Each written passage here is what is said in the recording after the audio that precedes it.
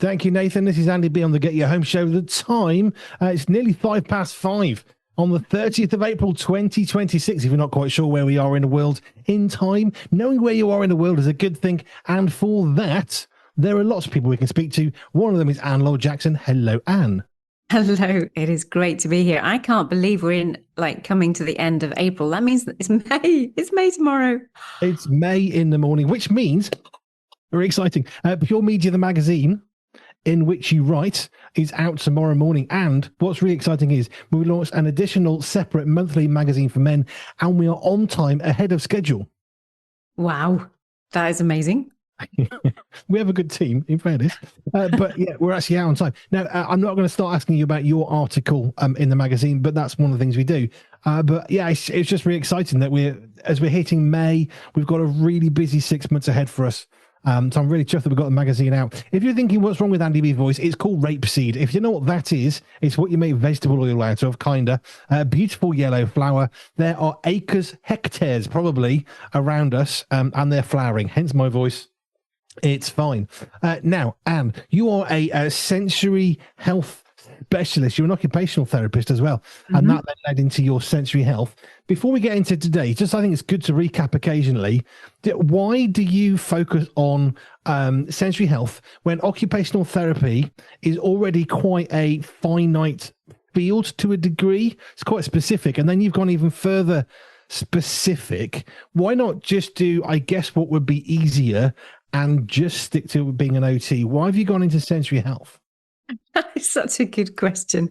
It's just like, oh yeah, why do I always pick? I never seem to be straightforward. I'm never just do what's in the box. I'm very much of an out of the box person. But I think when something grabs me, I think that the power of sensory processing was that it just affected and affects so many aspects of who we are as humans. So when you train as an OT, you look a bit into physical health and rehabilitation. You look at housing. I love housing as well, and adapting it. And you get equipment to help you do things if you're a bit, if you've lost a limb, or you've had a stroke, or you're growing older, so you're not able to do things the same way, or you're a child. It goes across all ages. It goes all through disability of any sphere, but also it is very much into function and participation. So it's not even that you have to have any form of diagnosis. There's a strong element of just we want to be able to help anybody do anything that they want to be able to do. So there are so many different branches to occupational therapy, but this one really grasped me as I was a very young therapist. And I was dramatically changed by the difference I saw in seeing experienced OTs work with children with autism, and the power of sensory processing and integration in not only what the children could then do when they had their senses helped, but also understanding where their behaviours were coming from. And I love understanding things. I love that problem solving. I love watching detective programs. I love trying to work things out. So for me, it was such a good fit. And also because I just love helping all kinds of people.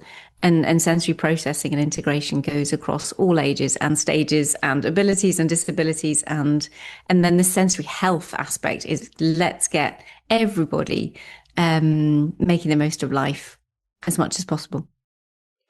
And this is one of the things we've enjoyed exploring for the last, it's coming up towards 3 years, and we're over 100 sessions now, where we look at sensory health from all sorts of different perspectives. We've gone kind of through, I suppose, specific issues that you've come across and dealt with. We've then come across Andy B's brain's version of how do you deal with that, which we're still doing and probably will be forever because it's really good fun.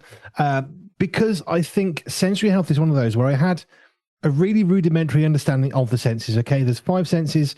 We kind of grasp that. We probably only use 3 most of the time in our own minds. There are many more. We've learned that.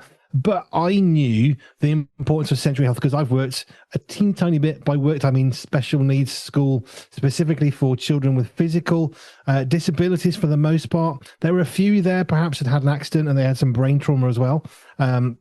But what I enjoyed in that work experience for a couple of weeks, and I went back for sort of a couple of subsequent summers, was I loved seeing how changing something fairly minor could have such a big effect. So you go in and you change, I don't know, Here's a simple one for you. If you're sitting on a chair right now and it's too high for your legs, you're going to feel pressure on the middle of your thigh between the knee and your hip. It's going to feel pressure. So what do? You automatically drop the seat just a tiny bit and it takes the pressure off. All of a sudden, you're not uncomfortable. Anybody trying that? That'd be interesting. You're not uncomfortable, and now you're more comfortable in order to work. Now you're not distracted by a seemingly innocuous, teeny tiny thing, and you can get on with the job at hand. And in the same way, in that school that I went to, particularly with some of the children who had in wheelchairs, which was quite a large chunk of the children that we were with, just seeing the difference that they would have when something small was dealt with in their life. So rather than like, here's a table, normal adult-sized table, off you go. Well, they can't work. So they had tables that were height adjustable for one of the children. And I was a bit shocked because I'd never seen this. I was in school, I was 15 or 16 or something, and all the tables are the same. And yet for this one child who had a wheelchair, rather than saying, well, sit up properly, they can't. It's literally impossible. Their spine was bent. So they had a table they could lift up and down and angle slightly for this young person. And all of a sudden, they were able to really excel in their work. And I watched that difference. And that's one of the memories that stuck with me, because it was almost irrelevant what was changed. They changed the height of a table. Who cares? Hey, we all do that. No. This was enormous for this child, because now they could actually concentrate. They were comfortable. They could have a book and a pen and everything was transformed just by the seemingly irrelevant height adjustment on a table.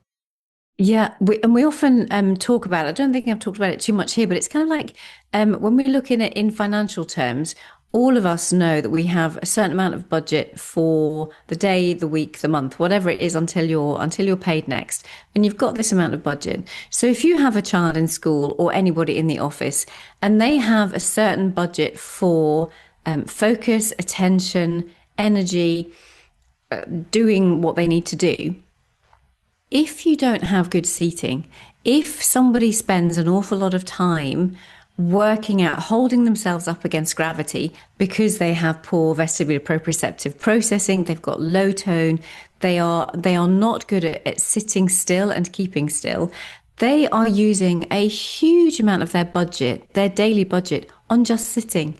So the amount of time that they need to focus and concentrate, all of that is reduced because they've lost all their energy reserves for the day have gone. Their budget has gone because it's been spent on sitting on something that really doesn't work for them. So not only, as you say, for that person, they've got their wheelchair, they need something to be at the right kind of height in order for them to engage with it properly. And when all of that external stuff is in place, then you can focus on the things that you really need to focus on. And therefore you have the budget, you have the capacity, you have the bandwidth, however you want to describe it, but to then function and thrive and do what you want to do well.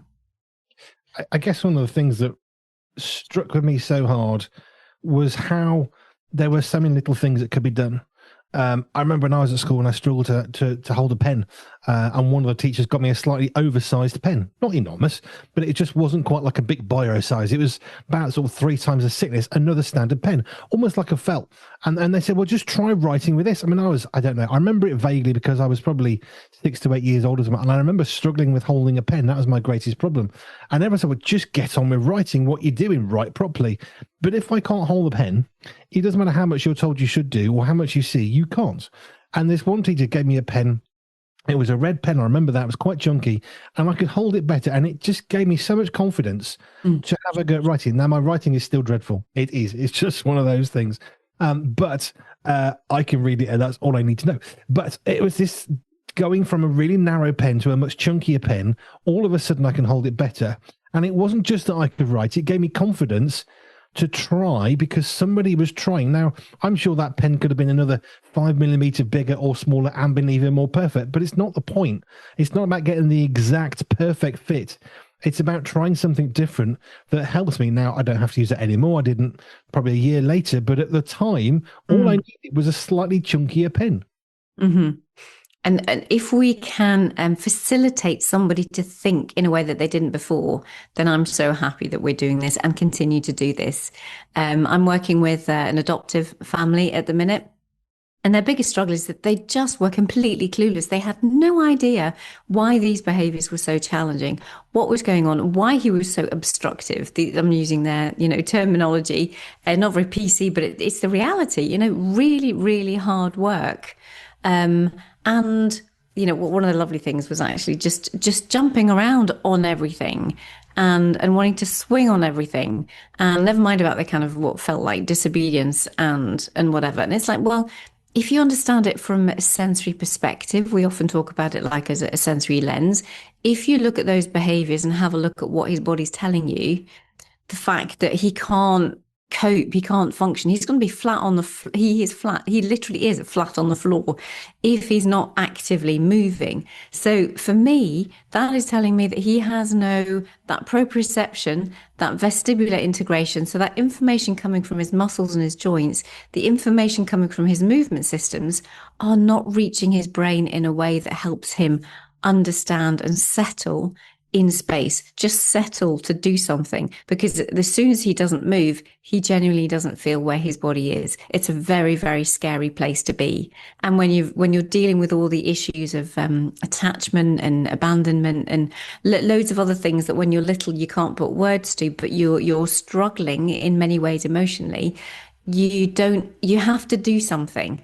And when you can understand how important that the physical sensory processing is to all of this, it really makes an awful lot of sense. And then it gives you things that you can do about it. So this family, well, apart from the fact of saying, oh, now I really understand what he does and why he does it, we've got other strategies that they can employ to make life that bit easier. Especially because, he's also kicking. So in kicking, when you actually kick something, it gives you deep touch pressure. It gives you a lot more proprioceptive input because you're using your muscles, you're connecting with your joints. You get a bit of a thwack back. It's not what you're doing necessarily to the other person. It's the feedback that you get in your own body when you do these behaviors. And I'm always looking at what happens to the person's body, the individual's body, by doing these things. Other psychologists and whatever else would look at the impact on the person on the receiving end.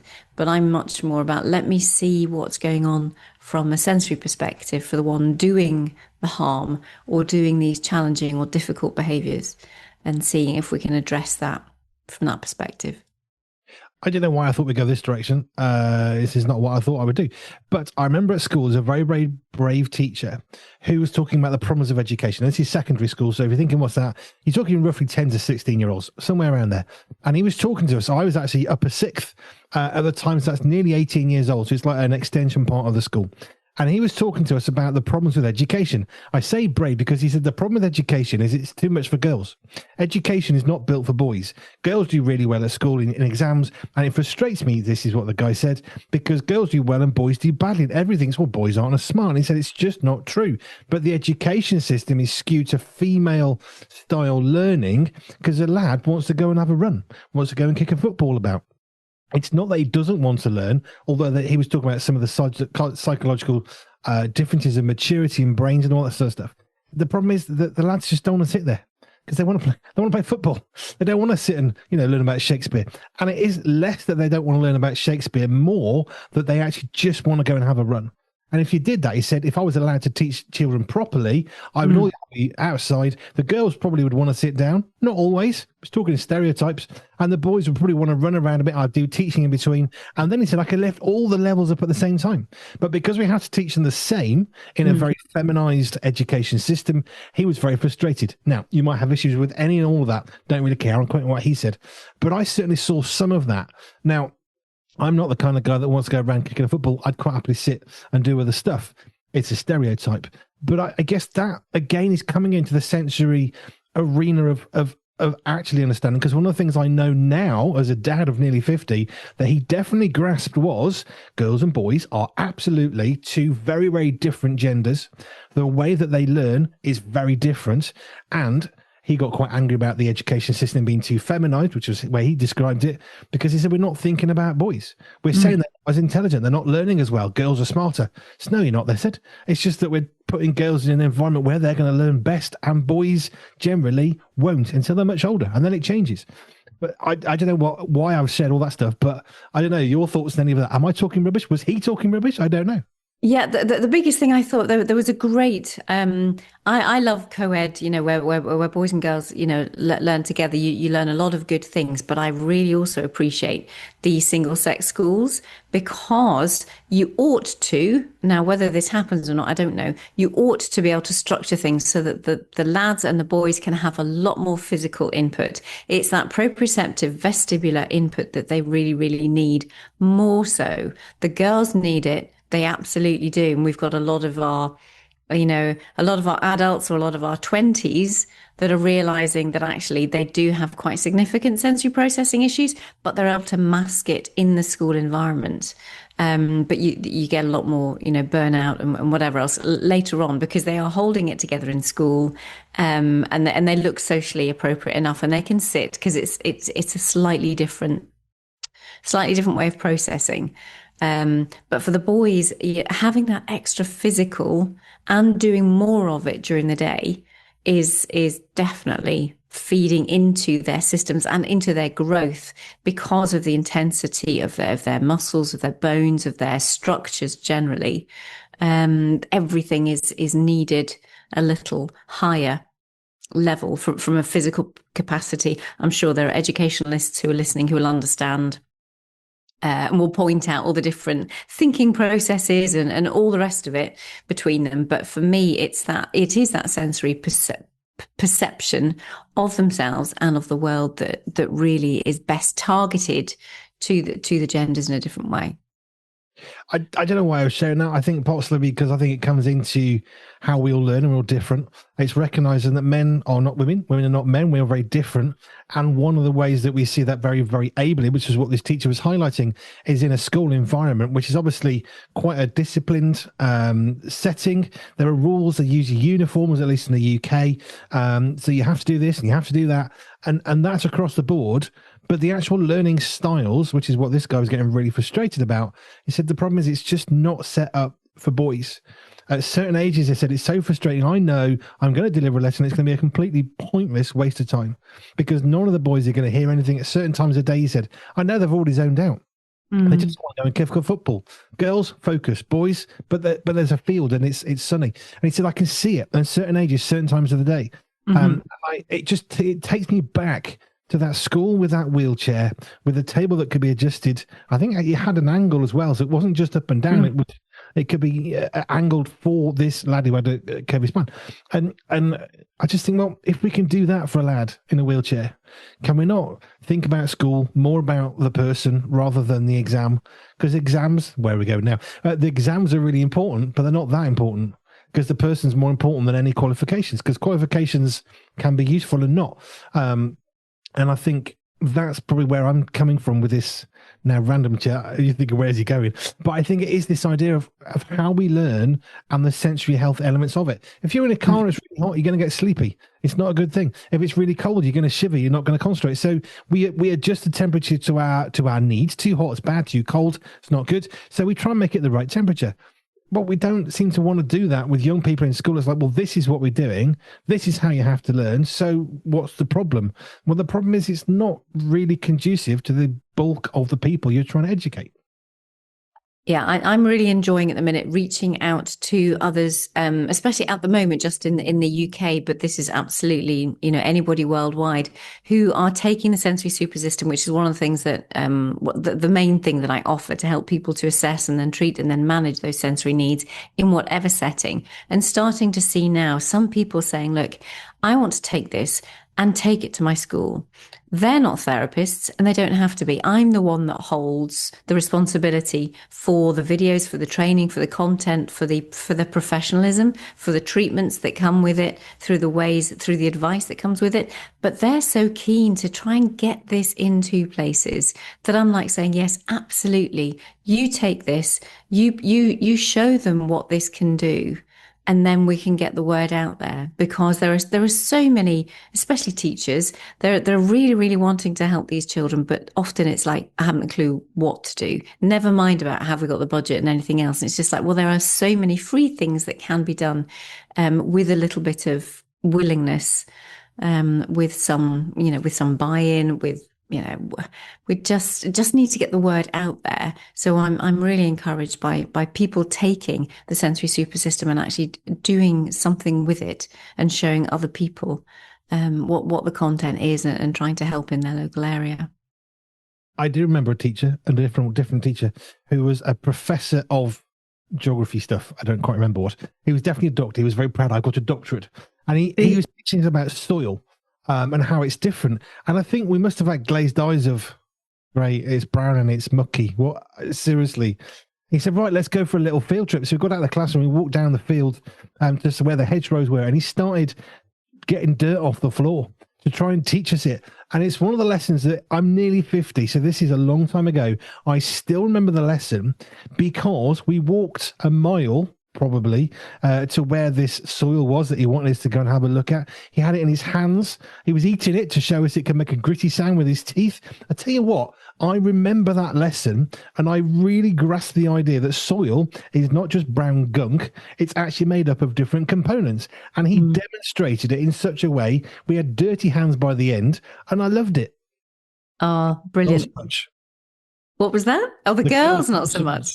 No. Yeah, no. Well, that's it. No, it's but getting involved, using, and I love the fact that he used all the senses, so you could hear it, you could hear the grit. The kind of, not quite the taste necessarily, but it all part and parcel of it. A very sensory. People talk about it being kinesthetic, but it's kind of like, just foundationally, you are just using and engaging all the senses to feed your brain with the best information, so that you can then attach the cognitive thinking, the clever bit. You've got something to attach it to, because otherwise you hear these things and it kind of goes in one ear and out the other. We say that for good reason, because that's exactly what happens. It just it doesn't register inside the brain. It's kind of been there and gone, and it's not done anything. It hasn't had a purpose. It hasn't changed something. It hasn't brought a light bulb moment. It just hasn't connected. It's literally gone right the way through. So having all those different senses involved can help something really just connect in a way that for some will be life transforming, and others it will just help in their education and experience along the way. Now, I've been talking in stereotypes and making a point of that. In that group that went down, in that class of 35, whatever children it was, young people, some of the girls didn't like it. Some of the boys didn't like it. Everybody's going to have their own little thing, but it was interesting to see such almost quite a polarized enjoyment of that lesson. Most of us enjoyed it because he was trying to engage us with something in a way that made it personal. Because when you hold a piece of dirt in your hand, it's not just soil. Now you can feel it. You can feel the texture. Has it got clay? Is there more sand in there? And it starts to make sense because you can feel it. And he was engaging the senses, of course, because we got a bit of smell from the soil. Not stinky bad, but it smells a bit soil. And you've got dirt on your hands. Now you can feel it. It's cold. Is it hot?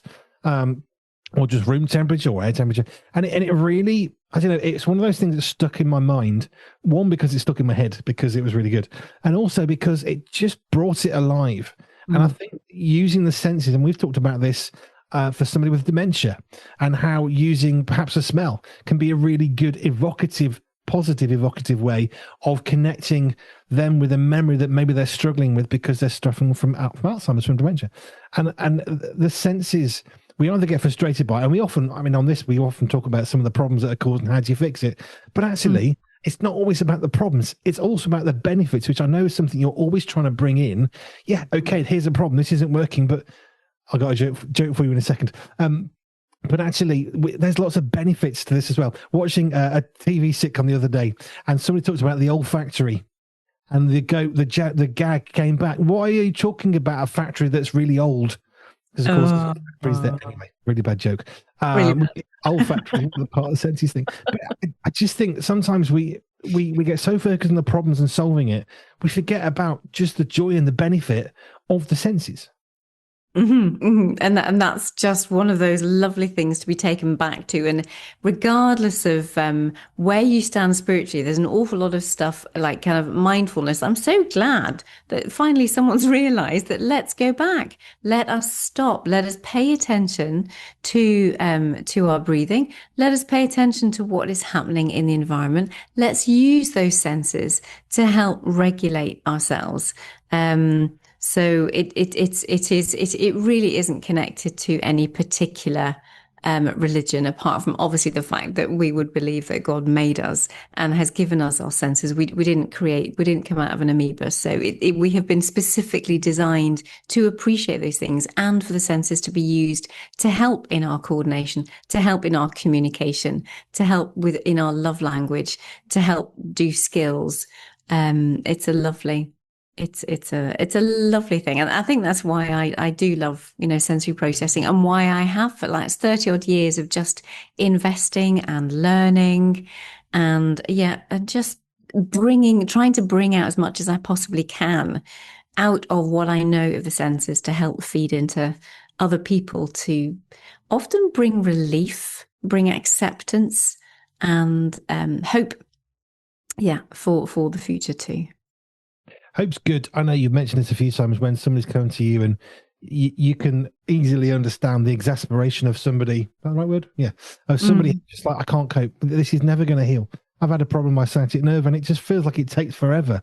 And in some ways it takes a long time. But there are moments of good and bad, and it's quite cyclic, and there's lots of waves of improvements. But there reaches a point when you're just tired and I just want this to be better. And you must have had that so many times with so many people who come your way. My child won't put socks on. My wife can't touch clay, or whatever it is. That's me, by the way. It's got to be glazed. It's weird. There's all these issues that we face in life. Some of them more serious than others, and that was quite silly. But actually, she can't touch clay. She really, really can't. It has to be glazed. Otherwise, she's got this funny, weird thing going on. But whilst that's not a major problem, okay, she can't pick up unglazed clay. There are people who will have more serious problems. They can't pick up a piece of paper, which is still one of the stories you told me, which I still can't comprehend, that somebody out there cannot pick up a piece of paper because of the sensory input of the paper. I can believe it, and I can't all at one go. But that's the whole point of doing these. Hopefully, we're making someone feel better about the fact that, you know what, that thing you're struggling with, maybe there's a solution. And more importantly, you're not the only one. Yeah. Oh, absolutely. There's nothing that I haven't heard new for a long time, I think. I'm just trying to wrap my brain thinking of everybody that I've been speaking to recently, like for the last number of years.